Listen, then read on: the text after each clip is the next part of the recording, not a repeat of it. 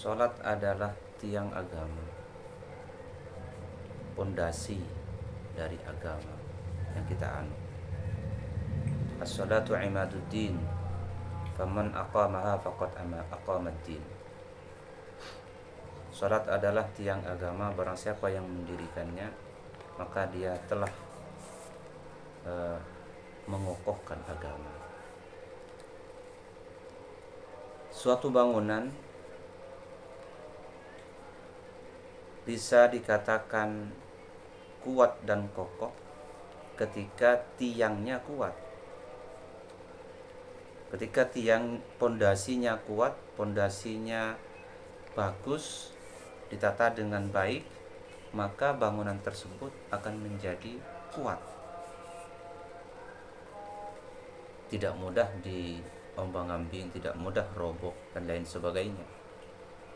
Begitu juga agama akan menjadi kuat kalau tiangnya kuat. Tiang agama apa? Adalah sholat. Apabila sholatnya baik, sholatnya dijaga, maka agama akan menjadi kuat. Tidak mudah dipengaruhi oleh pemikiran-pemikiran yang dari luar agama. Tidak mudah digoda oleh setan-setan. Begitulah ketika agama kuat.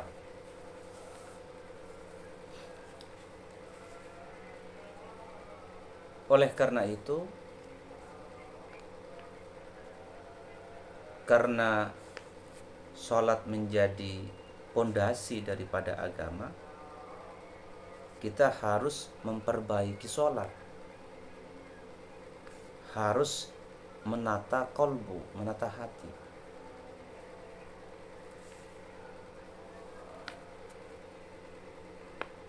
Biar tidak hanya fisik kita saja yang sholat. Kebanyakan dari kita hanya fisiknya yang sholat, tetapi kolbunya tidak sholat, hatinya tidak sholat. Jangan hanya fisiknya yang tunduk, tetapi hatinya tidak tunduk. Ini yang harus terus-menerus kita perbaiki. Tentunya butuh usaha maksimal, butuh latihan-latihan agar hati kita bersambung kepada Allah Subhanahu wa taala ketika sholat. Ini harus dilatih, harus ditata.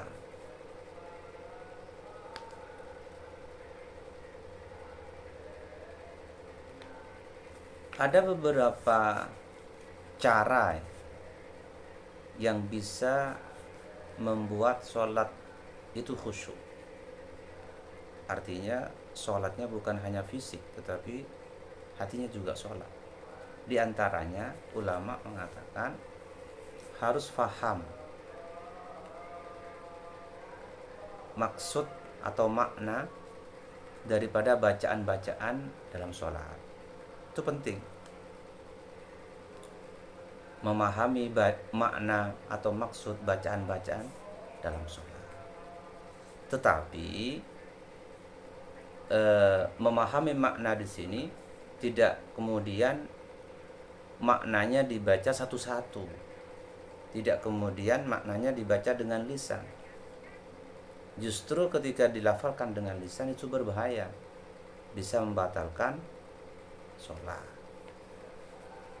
Jadi bagaimana caranya? Kita memahami secara akumulasi, secara ijmali, dipahami secara ijmali, direnungkan dalam pikiran kita, tembus ke dalam hati, atau hati kita bisa mengendalikan pikiran, sehingga kita ketika baca bacaan dalam sholat, hatinya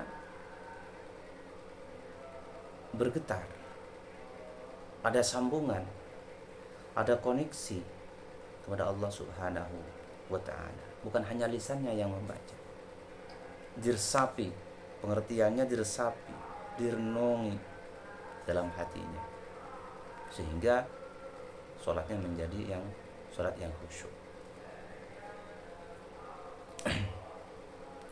Semisal apabila melafalkan Bismillahirrahmanirrahim,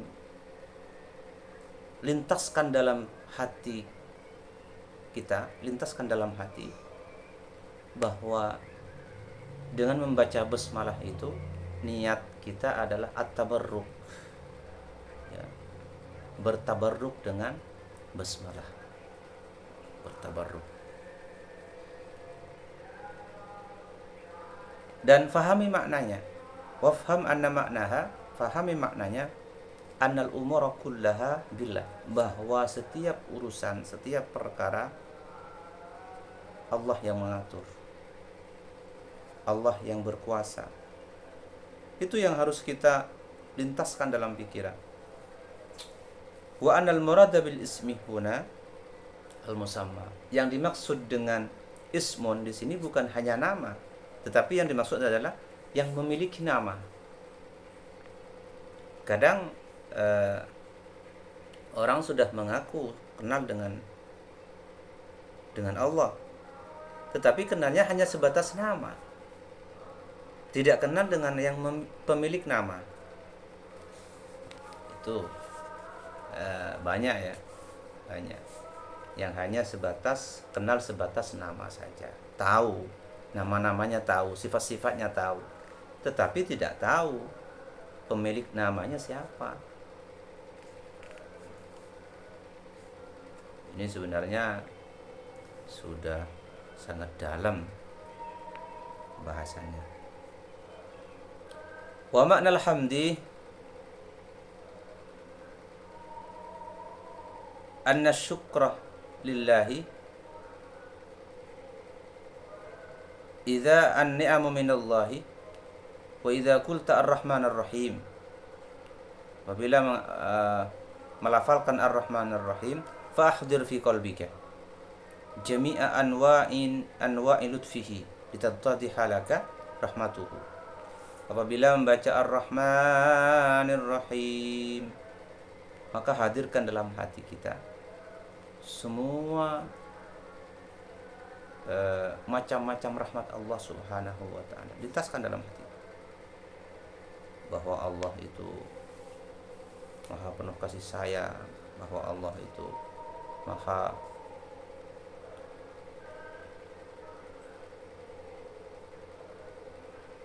lemah lembut, bahwa Allah itu maha mengetahui segala sesuatu. Itu lintaskan dalam hati, dilintaskan dalam hati, bukan dilafalkan dengan lisan. Tidak boleh dilafalkan dengan lisan. Qasamtu sholata qala Allah ta'ala fihim fima akhbar anhu Nabi sallallahu alaihi wasallam. Allah berfirman sebagaimana yang diriwayatkan oleh Nabi sallallahu alaihi wasallam. Ini hadis qudsi. Hadis qudsi. Qasamtus sholata, saya membagi salat, ai qiraataha, yakni qiraah bacaan dalam salat, bacaan Fatihah. Saya membaginya baini wa baina abdi nisfaini. Saya membaginya antara saya dan antara hambaku nisfaini, dua bagian. Dibagi dua bagian oleh Allah Subhanahu wa ta'ala. Ai nisfuha li wa nisfuha li abdi, yakni separuhnya diambil saya, kata Allah, separuhnya buat hambaku. Wa li abdi ma sa'alah, wa li abdi, dan bagi hambaku ma sa'alah, apa yang dia minta. Apapun yang dia minta pasti diberikan oleh Allah Subhanahu wa ta'ala. Fa'idha qala al-'abdu alhamdulillahi rabbil alamin, apabila seorang hamba dalam solatnya membaca, melafalkan alhamdulillahi rabbil alamin, maka Allah, qala Allahu, Allah menjawab hamidani abdi. Bangga Allah. Allah menjawabnya, hamidani abdi. Hambaku telah memujiku. Hambaku telah memujiku. Fa idza qala al-'abdu, apabila dia melanjutkan, Ar-Rahmanir Rahim, Alhamdulillahi Rabbil Alamin, Ar-Rahmanir Rahim. Qala Allahu, maka Allah berkata, menjawab, Athna alayya abdi, hambaku telah memuji, telah memujiku. Fa idza qala al-'abdu maliki yaumiddin qala majjadani 'abdi. Allah menjawabnya, majjadani 'abdi, hambaku telah mengagungkan, telah mengagungkanku. Majjadani 'abdi. Fa idza qala al-'abdu iyyaka na'budu wa iyyaka nasta'in qala, Allah menjawab, Allah berkata, hadza baini wa baina 'abdi. Hadza, ini, baini, antaraku, wa baina 'abdi, dan antara hambaku. Wa li 'abdi ma sa'ala, dan bagi hambaku apa yang dia minta. Jadi ketika sampai pada bacaan iyyaka na'budu wa iyyaka nasta'in, Allah berkata, hadza baini wa baina 'abdi wa li 'abdi ma sa'ala. Jadi ketika sampai pada bacaan ini, Allah Subhanahu wa ta'ala akan mengijabah segala permintaan hambanya. Akan mengijabah segala permintaan hambanya. Kata ulama, ketika sampai pada bacaan iyyaka na'budu wa iyyaka nasta'in, lintaskan dalam hatinya. Jangan baca dengan lisan, tetapi lintaskan dalam hatinya permohonan-permohonan. Apa yang menjadi hajat-hajatnya, sampaikan ketika saat itu. Ini sudah janji Allah, hadza baini wa baina 'abdi wa li 'abdi ma sa'ala. Allah. Fa idza qala al-'abdu ihdinas siratal mustaqim, ketika melanjutkan ihdinas siratal mustaqim, siratal ladzina an'amta 'alaihim ghairil maghdubi 'alaihim waladdallin. Qala, Allah berkata, hadza li 'abdi, ini adalah milik hambaku, wa li 'abdi ma sa'ala, dan bagi hambaku apapun yang dia minta akan diijabah, akan diberikan oleh Allah Subhanahu wa ta'ala. Itu bacaan-bacaan ya yang harus kita fahami, posisi-posisinya yang harus kita pahami, bahwa ketika membaca surah Al-Fatihah itu sebenarnya kita berinteraksi langsung dengan Allah Subhanahu wa ta'ala. Berinteraksi langsung, artinya berkomunikasi langsung, secara langsung dengan Allah Subhanahu wa ta'ala. Namun kadang kita tidak sadar, hati kita yang tidak sadar, hati kita tidak sadar. Oleh karena itu, hati kita ini membutuhkan perbaikan-perbaikan, membutuhkan penataan, harus ditata kembali, agar ingat kepada Allah Subhanahu wa ta'ala dalam sholat, agar merasakan bahwa di saat sholat itu sebenarnya adalah berkomunikasi langsung dengan Allah Subhanahu wa ta'ala. Imam Ghazali berkata, fa idza ammarta bittaqwa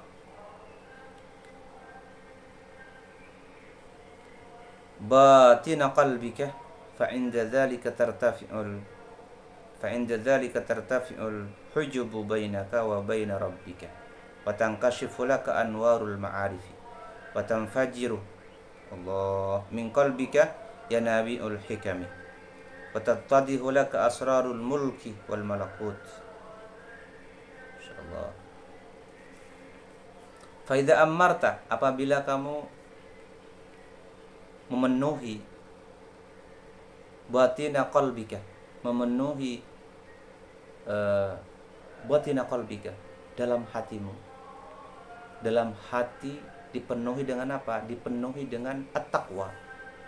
Apabila hati kita sudah penuh dengan takwa, takut kepada Allah Subhanahu wa taala, maka ketika itu fa'inda dzalika, maka ketika itu tartafi'ul hujub, maka sirna dan hilanglah hijab yang menghalangi antara kita dan Allah Subhanahu wa taala.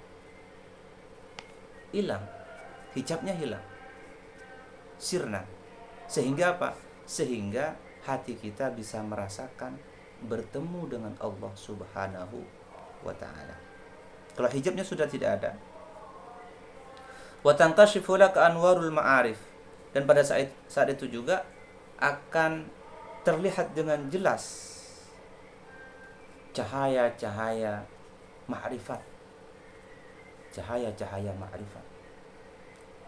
Wa tanfajiru min qalbika ya nabiul hikam, maka akan